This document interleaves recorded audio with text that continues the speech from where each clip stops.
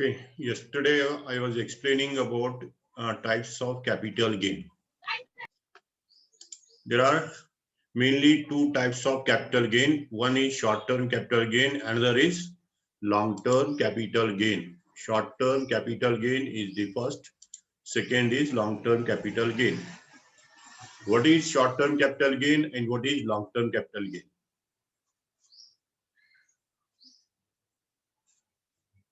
Short-term capital gain is the gain or profit arising from the transfer of short-term capital asset. Short-term capital asset. Okay. And while transferring the short-term capital asset, if you incur a loss, that loss is called short-term capital loss. Short-term capital loss. Remember this. Okay. So any profit or gain arising from the transfer of short-term capital asset are called short-term capital gain. If any loss arises from the transfer of short-term capital asset, then they are called as short-term capital loss. This is the 2 marks question. You remember what is short-term capital gain. The next is long-term capital gain. What is long-term capital gain? Long-term capital gain is a gain or profit, arising from the transfer of long-term capital asset. Transfer of long-term capital asset. Whatever profit or gain arises by transfer of long-term capital asset is called as long-term capital gain.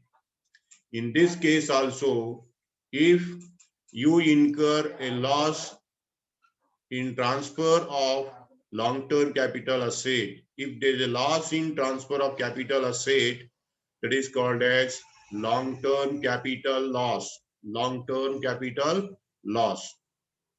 This is the point you remember. What is the short-term capital gain and what is the long-term capital gain?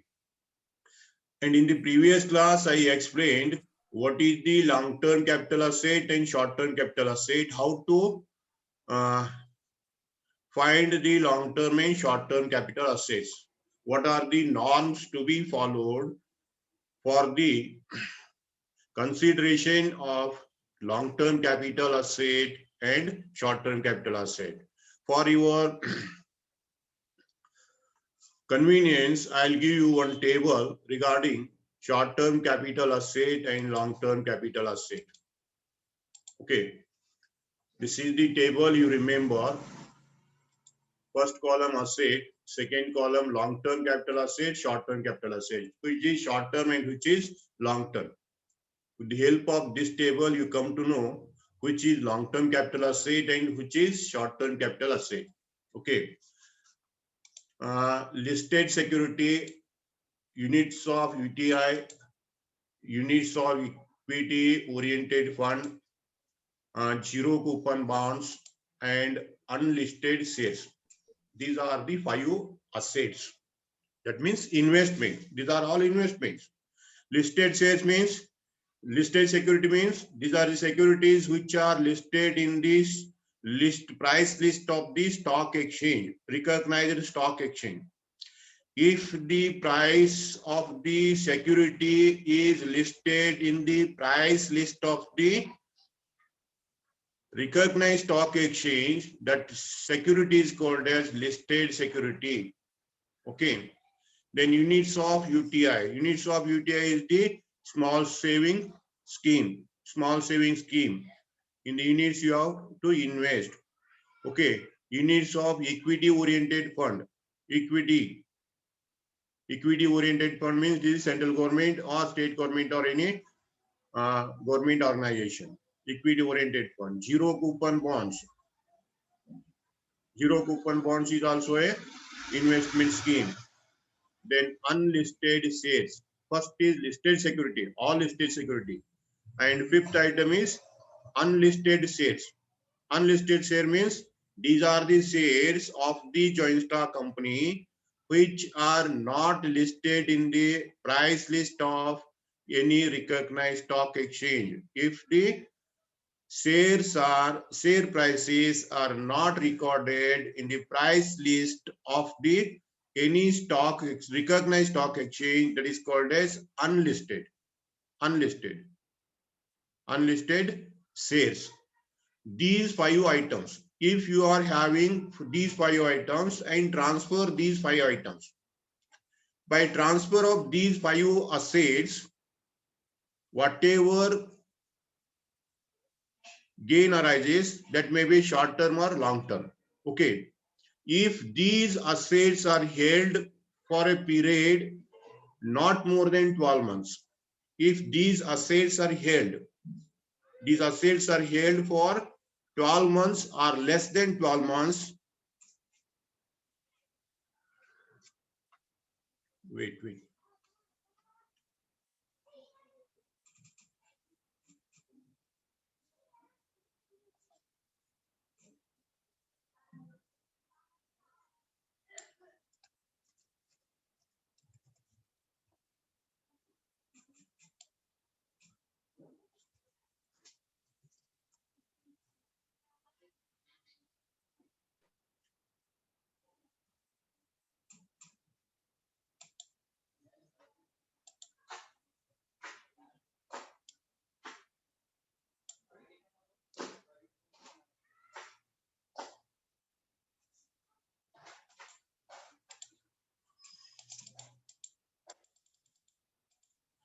If these 5 assets,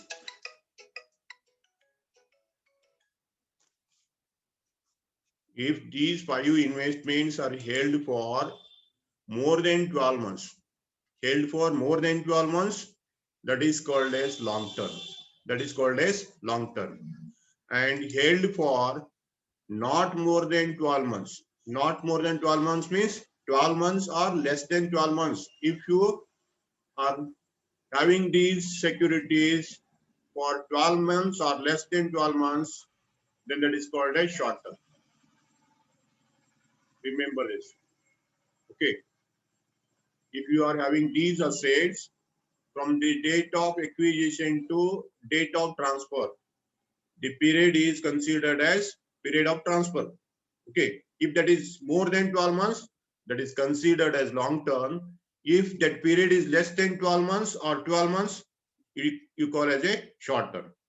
And by transfer of these assets, then you tell that gain as a long-term capital gain or short-term capital gain, depending on the nature of asset.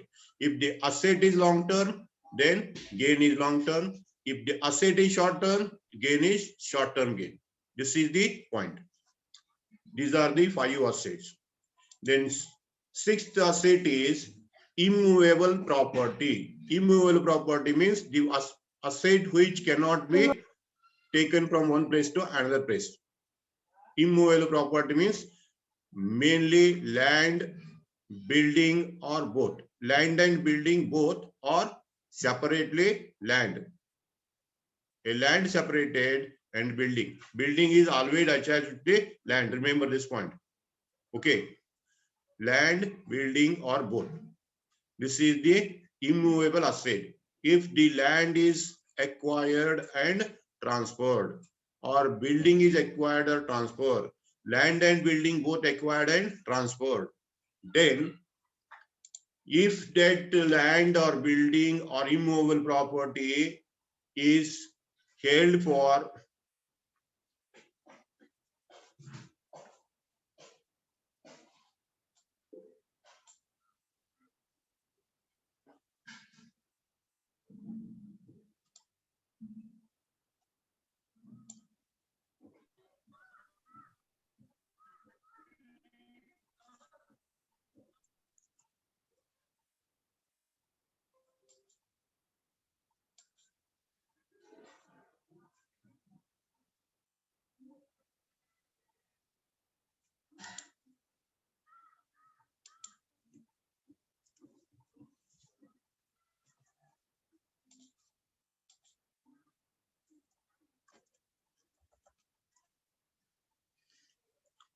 if that immovable property, land and building is held for more than 12 months. That means 2 years. Held for more than 2 years, that is called as long-term capital asset. And it is held for 24 months or less than 24 months. Holding is, period of holding is not more than 12 months or equal to 12 months, then that is called as short-term capital gain. This is the point, remember. Okay, you have to calculate the period. On the basis of that, you have to ascertain the long-term capital asset and short-term capital asset. This is the point you remember.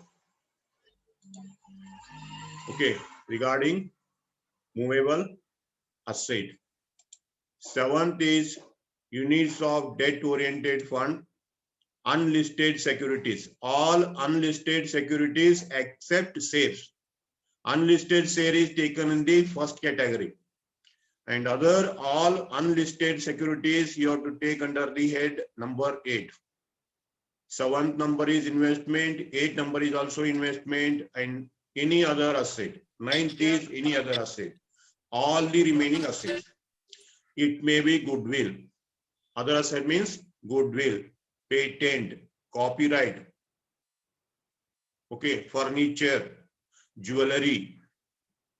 These are the some examples I told regarding the 9th item, any other asset. 7th is unit of debt-oriented fund, that is also investment. Unlisted security, that is also investment, you know it. 9th number is any other asset. Any other asset means goodwill, all fictitious asset. Okay, tangible and intangible, all the intangible asset. Intangible means it may be goodwill, patent, copyright. Okay, then other asset means furniture. Furniture also comes here. Then jewelry, all the assets. Okay, I covered in the first category investment. Second category fixed asset related with land and building. Third category investments and all the remaining fixed assets. All the remaining fixed assets you take in the third category. Okay. In the second category, you take land and building. And for this, if they are held for more than 36 months, means 3 years, more than 3 years held and transferred, that is called as long-term capital gain. And if the holding is less than 36 months or equal to 36 months. 36 months means 3 years. 3 years or less than 3 years, it is called as short term. Remember this. You remember this chart perfectly. This chart is essential for ascertaining the long-term capital asset and short-term capital asset. If you ascertain the long-term capital asset and short-term capital asset, then it is possible to calculate long-term capital gain and short-term capital gain. Otherwise, you will not able to solve the problem based on capital gains. Therefore, you remember this chart very perfectly. And period means from the date of acquisition to date of transfer. Remember this. Date of acquisition to date of transfer. That is the period. 12 months or 24 months, 36 months. 12 months means 1 year. 36 months means 3 years. 24 months means 2 years. On the basis of this period, you calculate the short term and long term. Okay. Then difference between short term capital gain and long term capital gain. This question may come for 5 marks. What is the difference between short term capital gain and long term capital gain? First, I will take short term. Second side, I will take the long term capital gain. What is short-term capital gain? Short-term capital gain is the gain or profit arising from the transfer of short-term capital asset. Simple one. In the same way, you second side you write. Long-term capital gain is the gain or profit arising from the transfer of long-term capital asset. This is very simple. Then second point is no indexation. Indexation is applicable. For the short-term capital gain, we will not apply cost index of the central government.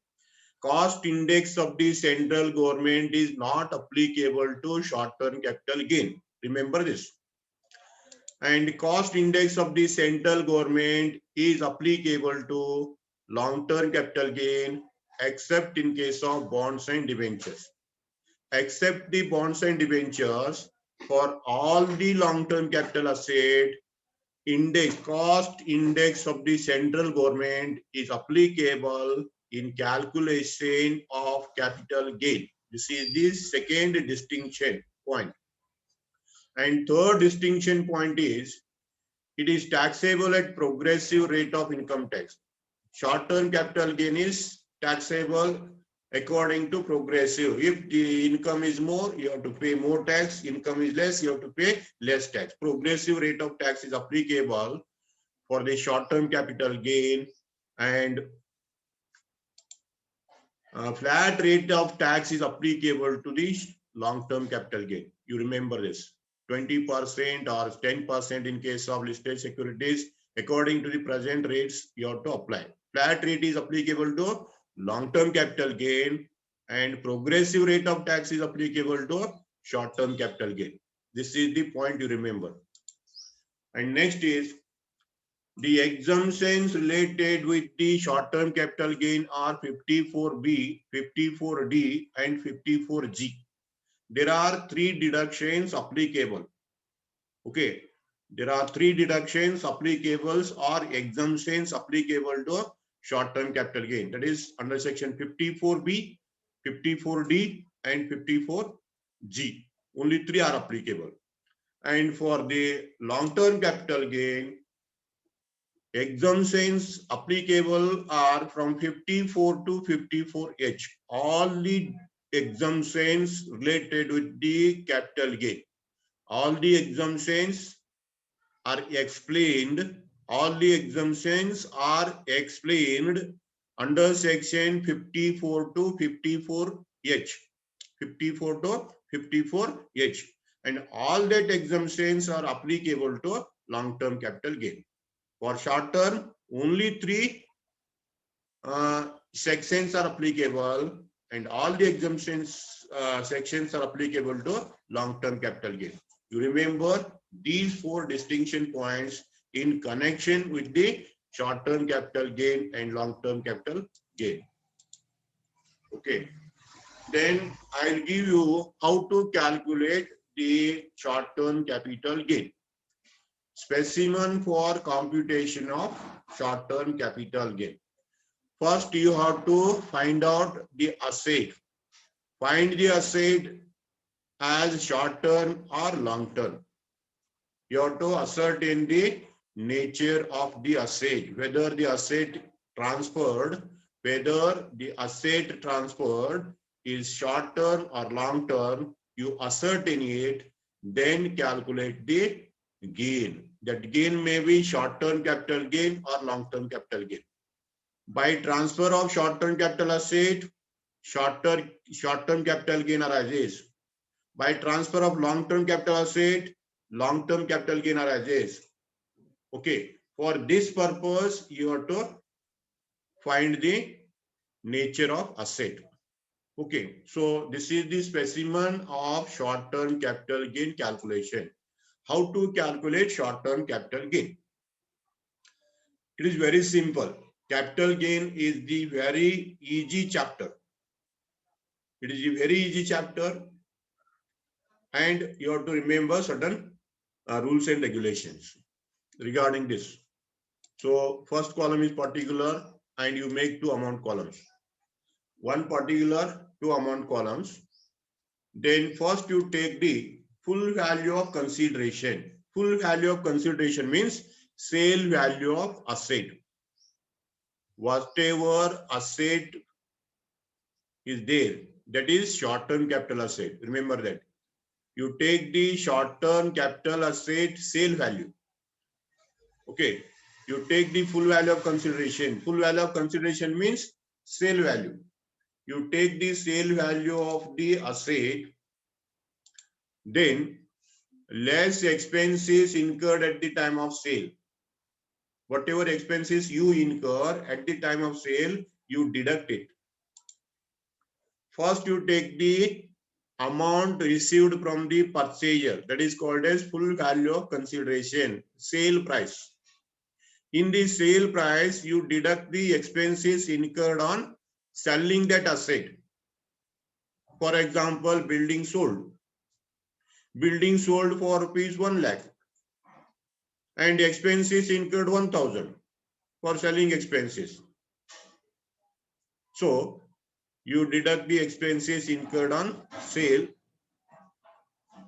Then whatever balance comes, that balance is called as net consideration. Full value of consideration you take as sale value. In that you deduct these expenses incurred on sale. Net consideration comes. In the net consideration, you deduct 3 items. First is cost of acquisition. First point is in the less heading, cost of acquisition. Cost of acquisition means the cost you paid, the cost you incurred, for the acquisition of that asset. For example, building. If that building is purchased by you people, then at what cost you purchased it?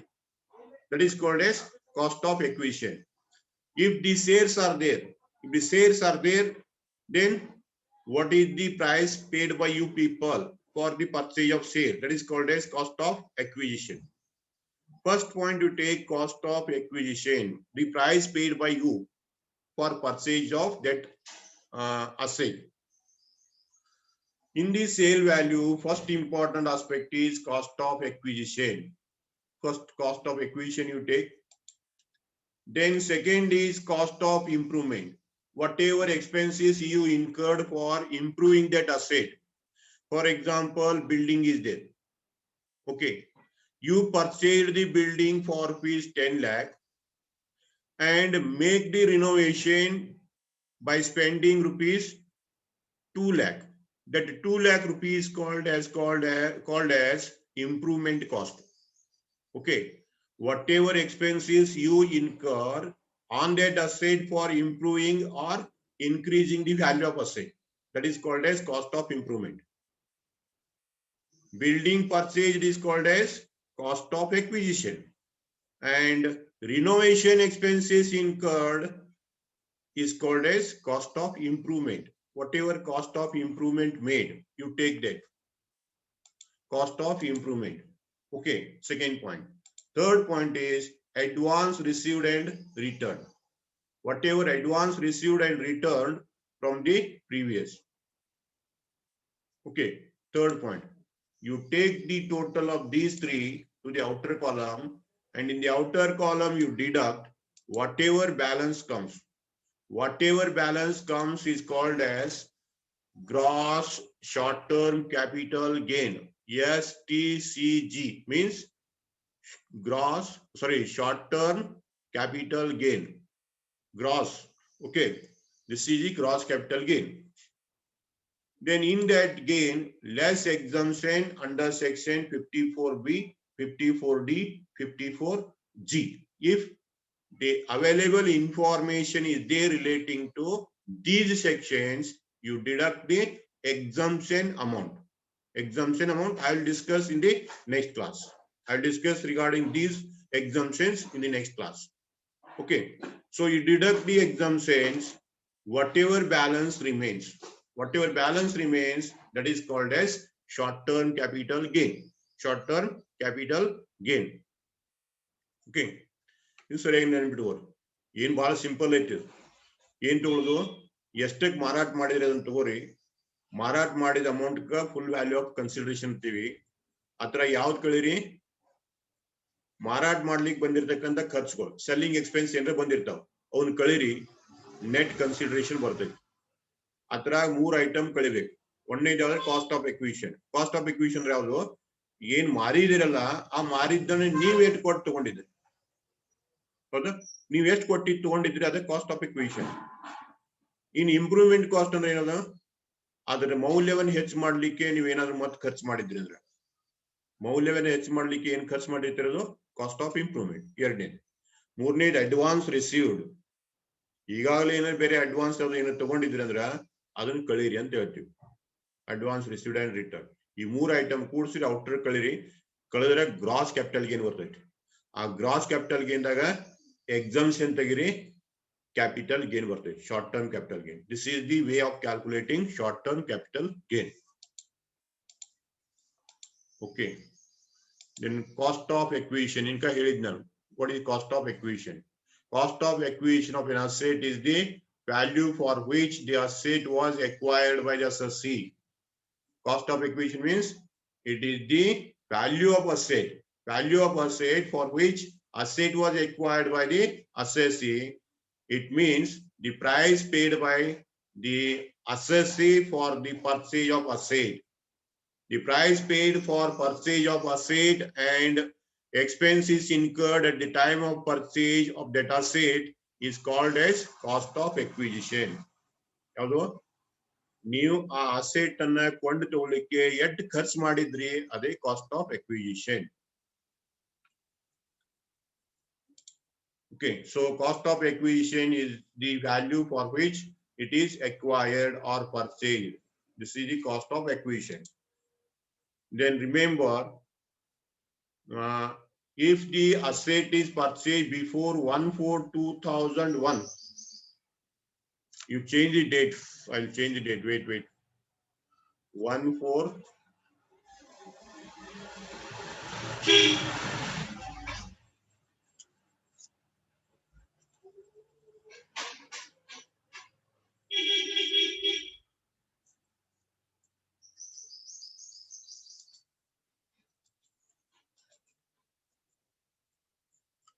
If the asset is purchased before 1/4/2001, then the cost of acquisition or fair market value on 1/4/2001, whichever is higher, is to be taken. Remember this. If the asset is acquired before 1/4/2001, then you have to take the fair market value of that asset or actual cost, whichever is more, you take. This is the point you remember. Okay, then the cost of acquisition being nil for the following assets. Cost of acquisition is zero. Cost of acquisition is zero for the following asset. First is self-generated goodwill, patent right, copyright, trademark, brand name. These assets are self-generated. If they are self-generated, then there is no cost of acquisition. Its cost of acquisition is zero. ಸರಿಯಾಗಿ ನೆನಪಿಟ್ಟುಕೊಳ್ರಿ. Goodwill ನೀವು ತಯಾರು ಮಾಡಿದ್ರಿ ಅಂದ್ರೆ goodwill ತಯಾರು ಮಾಡಕ್ ಖರ್ಚು ಬರೋದಿಲ್ಲ. Theta ಸ್ವಂತ ತಯಾರು ಮಾಡಿರ್ತಕ್ಕಂಥವು ಇದ್ದು ಅಂದ್ರ ಏನೂ ಖರ್ಚು ತಗಾನಿಲ್ಲ. ಅವಕ್ಕ ಕಾಸ್ಟ್ ಆಫ್ ಎಕ್ವಿಷನ್ ಜೀರೋ ಇಡ್ರಿ. ಇದು ಬಹಳಷ್ಟು ನೆನಪಿಟ್ಕೋರಿ. ಇದು important point. This is the important point. Self generated goodwill, patent right, copyright, trademark, brand name. If these are self generated without any cost, then the cost of acquisition of these assets is zero. By selling these assets, whatever amount comes, that total amount is called as capital gain. That total amount is called as capital gain. Remember this point. First one.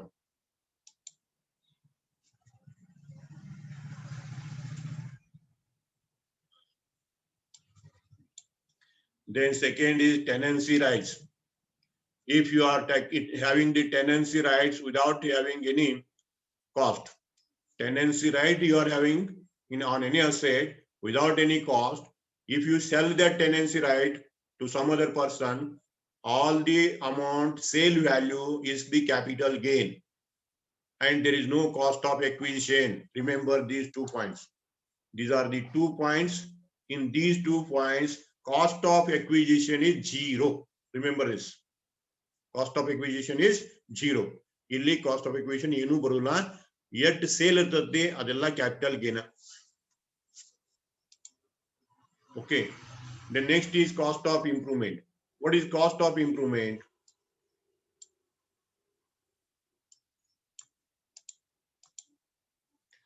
Any capital expenditure incurred towards the improvement of capital asset is called as cost of improvement.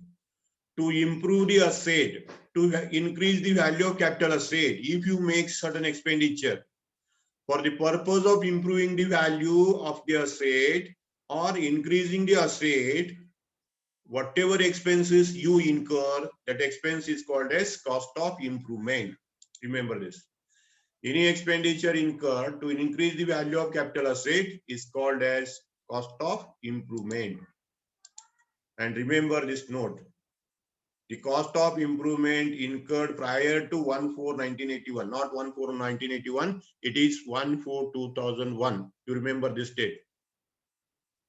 The cost of improvement incurred prior to 1/4/2001 is not to be considered. Okay, it will cover under the cost of acquisition. Remember this point. This will cover under the cost of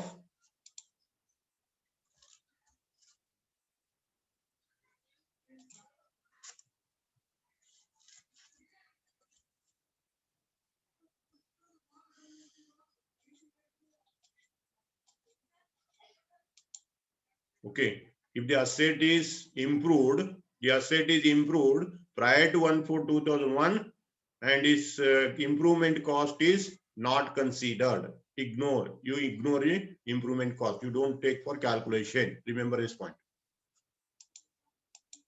Okay. And this is the specimen of computing long-term capital gain. I'll discuss this in the next class. There is no time to discuss this one. We'll discuss this one in the next class. And those who will not attend my class, and every day I'll upload the recorded video in the YouTube. And you go through the YouTube and daily you see the video and study the topic. Okay. Every day before 8 o'clock evening.